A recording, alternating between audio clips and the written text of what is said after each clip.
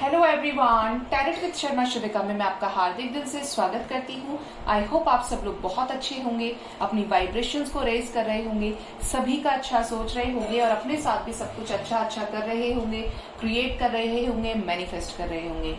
तो एक बहुत इंटरेस्टिंग रीडिंग लेकर आई हूँ और ये कोशिश करूंगी कि रोज एक रीडिंग, ज्यादा से ज्यादा कोशिश करूंगी कि रोज ही आए, और अगर नहीं आएगी तो कान पकड़ के एकदम सॉरी भी बोलती हूँ, क्योंकि मुझे लगता है कि हर चीज से ऊपर उठकर आपका खुद का सेल्फ डेवलपमेंट बहुत इंपॉर्टेंट है, क्योंकि ये वो वेपन है आपके पास जो आपको कभी भी किसी के सामने घुटने टेकने पर मजबूर नहीं करेगा।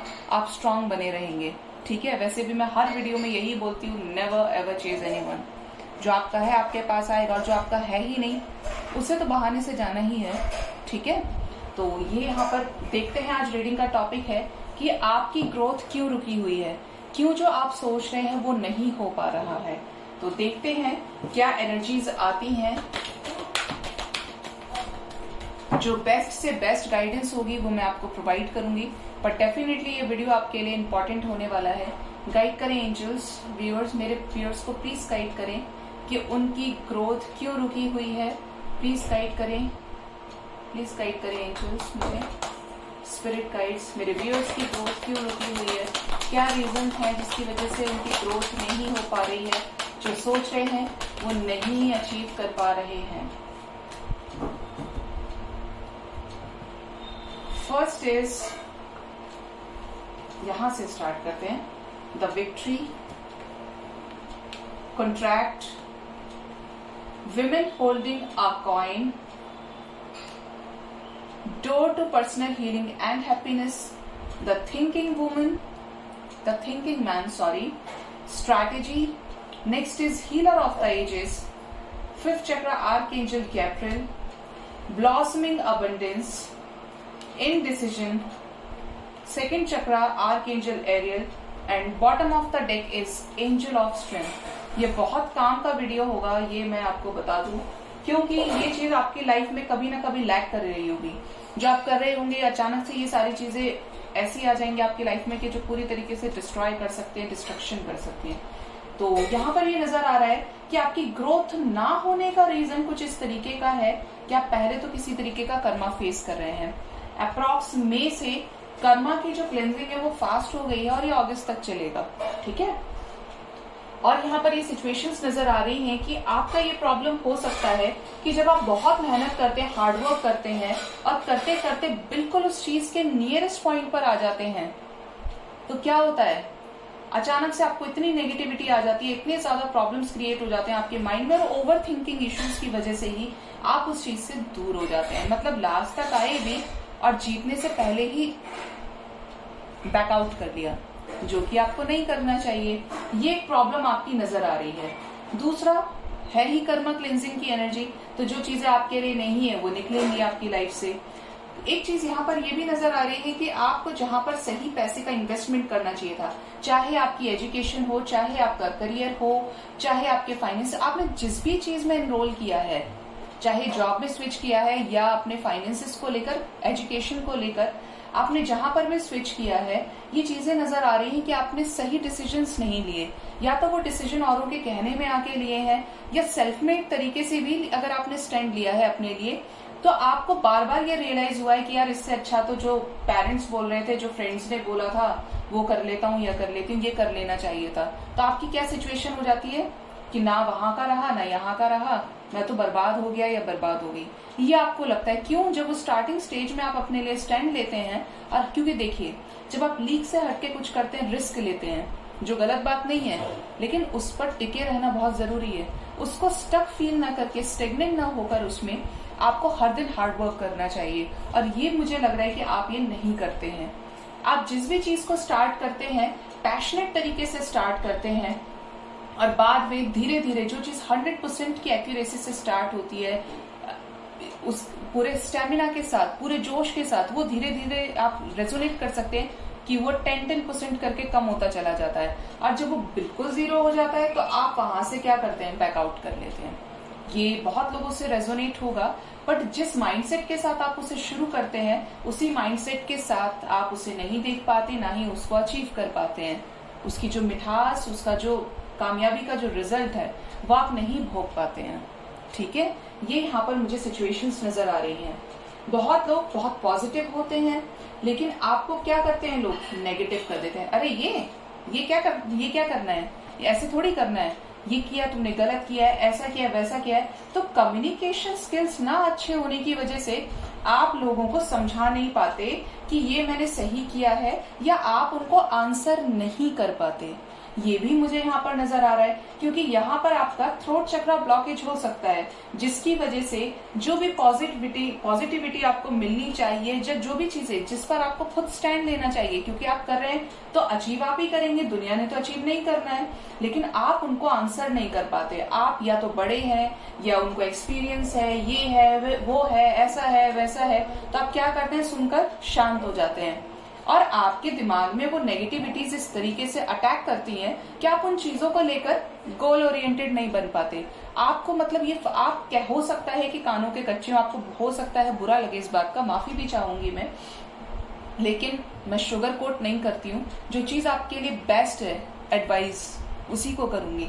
तो आपको पहली बात तो बिल्कुल फर्क नहीं पड़ना चाहिए कि लोग क्या कहते हैं, क्योंकि हमेशा इस बात को याद रखिए, आपको जवाब, आपको आंसर उस परमपिता परमेश्वर को करना है, डिवाइन को करना है, ना कि लोगों को करना है। आप खुद ही देखिए, आपका जो कंट्रोल है वो डिवाइन के हाथ में है। दुनिया में जो भी मनुष्य है, जो भी जीव है, उसका कंट्रोल भी किसके हाथ में है, परमात्मा के हाथ में है। तो वो कितने ही बड़े जज के ओहदे पे बैठ जाए, आपको जज करे बिना जाने, बिना सारी चीजों को देखे समझे, आपको क्यों फर्क पड़ता है, जब उनका कंट्रोल भी ईश्वर के हाथ में और आपका कंट्रोल भी। जो आप बेस्ट करेंगे, आप अपना कर्मा करेंगे बिना फल की इच्छा किए, और उसी लेवल पर हार्डवर्क करेंगे 100% एक्यूरेसी के साथ, एंड्योरेंस के साथ, तो क्यों नहीं आपको सक्सेस मिलेगी। तो आप ये बिल्कुल ध्यान मत दीजिए कि लोग क्या कहते हैं। ठीक है, यहाँ पर सिचुएशन एक ये भी नजर आ रही है कि आप बहुत इंटेलिजेंट हो सकते हैं, आप मल्टीटास्किंग हो सकते हैं, आपके अंदर किसी तरीके की कोई कमी नहीं है, लेकिन आपका जो माइंडसेट है, आपका जो एक डायरेक्शन में जाने का जो रास्ता है, वो बिल्कुल भी क्लियर नहीं है। आपको ये लगता होगा मैं ये भी कर सकता हूँ, मैं ये भी कर सकती हूँ, मुझ में ये भी कैपेबिलिटीज है, मुझ में ये भी है, लेकिन जब आप चूज करते हैं तो आप सिर्फ सोच कर रह जाते हैं, उन चीजों पर एज सच कोई स्ट्रॉन्ग एक्शन नहीं ले पाते। और बात फिर से यहीं पर आ गई कि आप स्टार्ट तो करते हैं, लेकिन जब लोग आपको गाइड करते हैं, जो भी उनका एक्सपीरियंस रहा होगा, तो आपको क्या लगता है, ये तो सही बोल रहे हैं, अरे इनको एक्सपीरियंस है, 10 लोग बोल रहे तो थोड़ी ना गलत बोल रहे।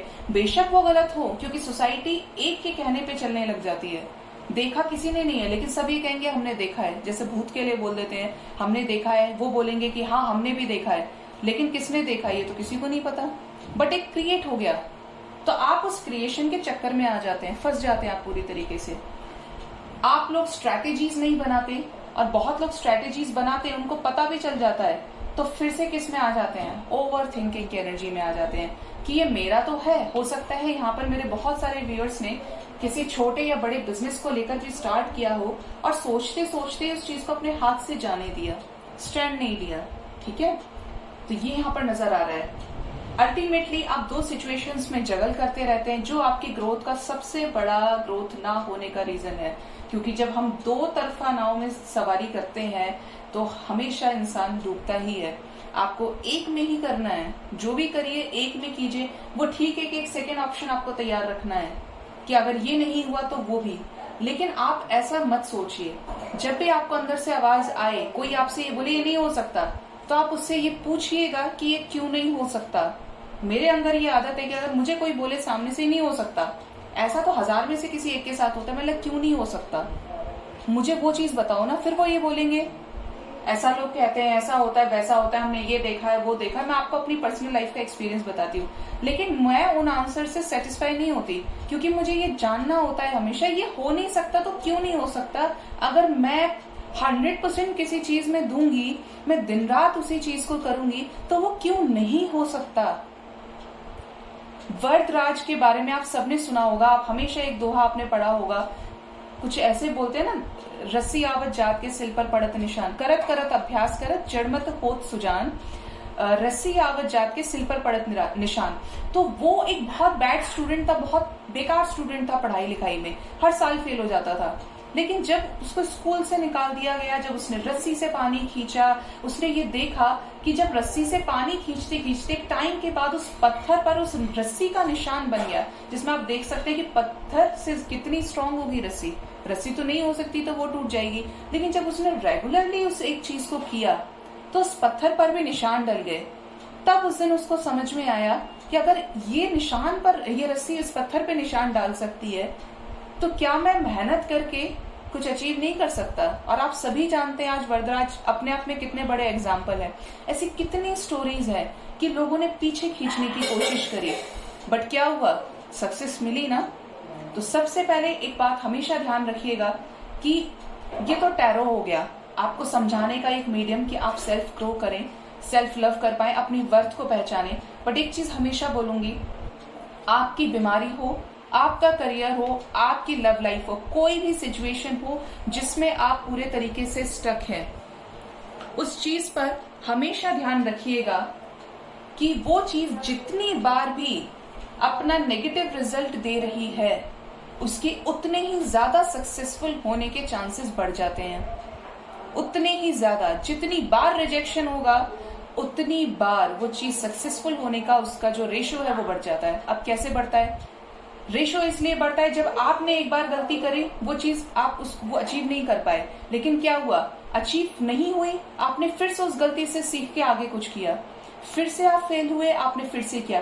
बट यहाँ पर ध्यान आपको ये रखना पड़ेगा कि उन मिस्टेक्स को दोबारा रिपीट नहीं करना है। अगर आपने वो रिपीट करी तो आपने कुछ नहीं सीखा उससे। तो जब जब आप उन सभी मिस्टेक्स के ऊपर, सभी वीकनेसेस के ऊपर काम करेंगे, वो चीज डेफिनेटली वर्क करेगी और आप सक्सेसफुल होंगे। इसके लिए आप, जो आपके मन से, जो आपकी अंतरात्मा से आवाज आ रही है, आपका इंट्यूशन बोल रहा है कि मेरे लिए ये है और मुझे ये करना है, उस पर बाउंडेशन लगा दीजिए। लोग क्या बोलते हैं, क्या नहीं बोलते हैं, इस चीज पर बिल्कुल भी गौर करने की जरूरत नहीं है। जब आपको ये पता है, आपके अंदर बैठे परमात्मा को ये पता है कि आप करेक्ट हैं, आप राइट हैं। दुनिया का काम है बोलने का।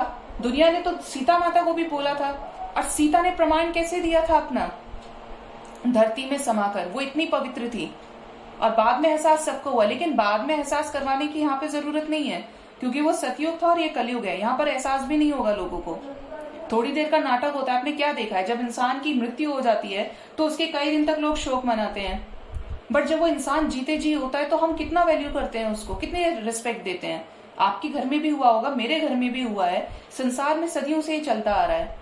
लेकिन इमोशंस की बात है सिर्फ। तो अगर आप किसी चीज पर निकले हैं, किसी ऐसी जर्नी पर निकले हैं जहां पर आपको खुद की आवाज को सुनकर आगे बढ़ना है, तो सिर्फ आप खुद को आगे रखिए, यूनिवर्स को आगे रखिए, और कभी किसी के साथ गलत मत कीजिए। और जब आपको ये पता है कि आपने किसी के साथ गलत नहीं किया है और आप सही कर रहे हैं, यहाँ पर धर्म है, कोई गलत काम नहीं है, आप कीजिए उस काम को, क्योंकि आप करेंगे उतनी ही बड़ी सक्सेस आपको मिलेगी।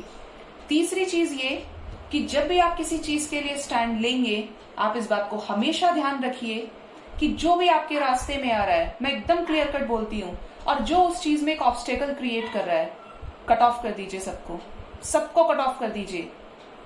ये चीज आप ध्यान रखिए। मैं इसका खुद बहुत बड़ा एग्जाम्पल हूँ। अब मैं नोएडा से रीडिंग्स करती हूँ, ठीक है, मेरा होम टाउन बुलंदशहर है, मैं बुलंदशहर से बिलोंग करती हूँ, मैंने यहाँ से मास्टर्स कंप्लीट किया, लेकिन क्योंकि मैं एक डिवाइन जर्नी के प्रोसेस में हूँ, मैं घर से रीडिंग्स नहीं करती। बहुत रेयर था, जब मेरी ड्रेसिंग्स चल रही थी मुझे बहुत प्रॉब्लम थी, बट वहां पर मुझे पॉजिटिविटी नहीं आई। वहां मुझे ये लगा कि मैं अपना सोल पर्पस नहीं कर पाऊंगी।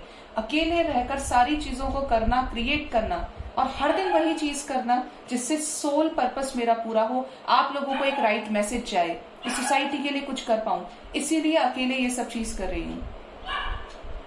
आज भी लोग कहते हैं ये तो यहां से हो जाता, वहां से हो जाता, बट मैंने सभी सिचुएशंस को कट ऑफ किया हुआ है। क्यों किया है? क्योंकि मेरे सोल पर्पस में ऑब्स्टेकल्स नहीं क्रिएट होने चाहिए, क्योंकि ये परमात्मा का काम है। आप कोई भी काम करेंगे, हर काम परमात्मा का है, ठीक है। एक मैंने बहुत अच्छी सी स्टोरी पढ़ी थी, मैं एक्चुअली मुझे नाम भी एग्जैक्ट याद नहीं है, बट शायद नेपोलियन बोनापार्ट का स्टोरी है वो, कि जब एक देश के साथ उनका युद्ध होता है, तो जो उनके सोल्जर्स थे उनकी आर्मी के, जब एक दूसरे उस पे गए थे, जो द्वीप होता है उस पर उन्होंने जाकर लड़ाई शुरू करी थी, वहां पर रिवोल्ट हुआ था।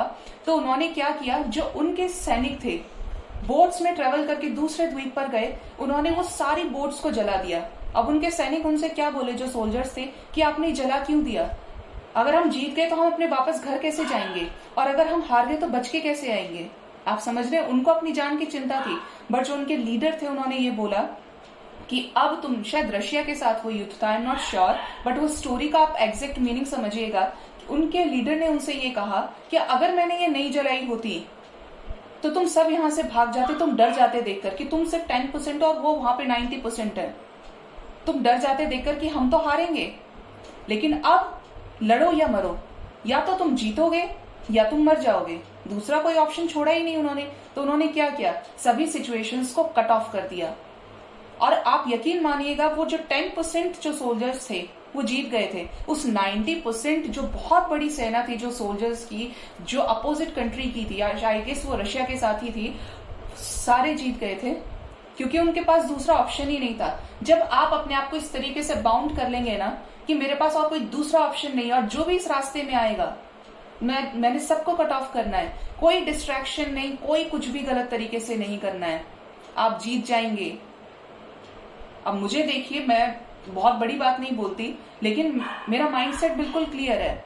मुझे लोग रोज बोले, बट मुझे ये पता है कि ये काम सही है। मुझे ये पता है कि यहाँ पे मैं कुछ बड़ा क्रिएट करने वाली हूँ, मैं कुछ अच्छा करूंगी सोसाइटी के लिए, तो मैं हर रोज उस चीज को करती हूँ, क्योंकि हर रोज यूनिवर्स उठाती है, हर रोज अपना काम करवाती है, और मुझे खुशी होती है। जितने भी लोग बोलते हैं, मैंने सबको कट ऑफ कर दिया। क्यों किया?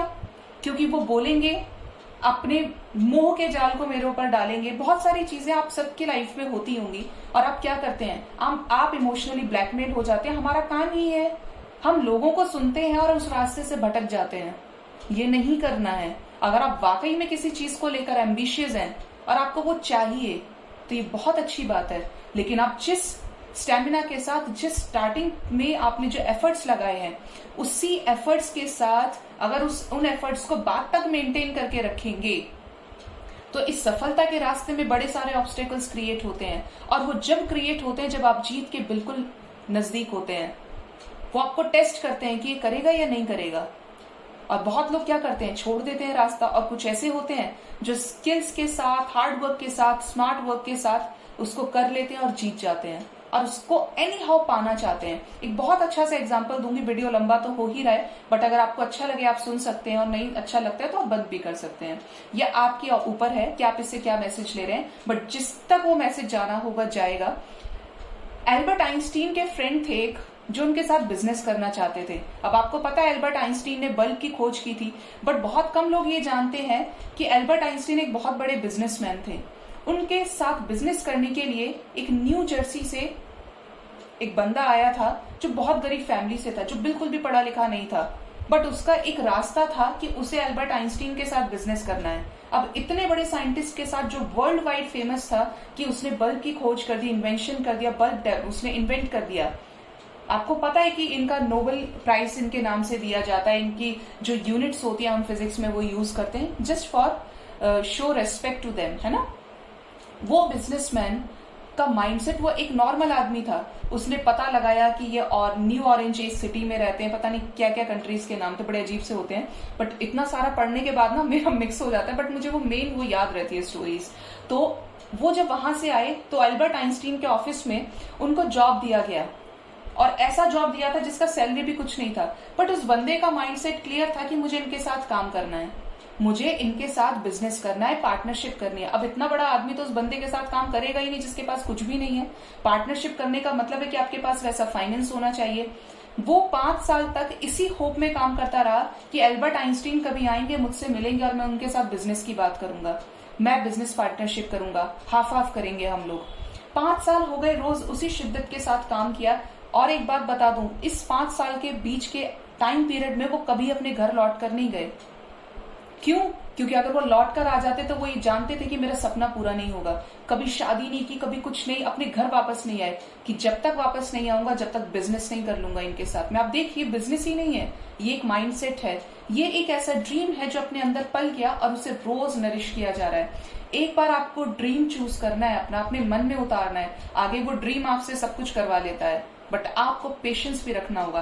5 साल काम करने के बाद, बल्ब के बाद में जब एल्बर्ट आइंस्टीन का एक न्यू इन्वेंशन आया, तो सब लोगों ने, साइंटिस्ट जो और भी थे, क्योंकि एक साइंटिस्ट तो बहुत बड़े हैं लेकिन उनके अंडर में और लोग भी प्रोसेस में है, ऑपरेट कर रहे हैं चीजों को, उन्होंने ये बोला कि सर ये आपका न्यू डिवाइस ये वर्क नहीं करेगा, ये वर्क नहीं कर सकता।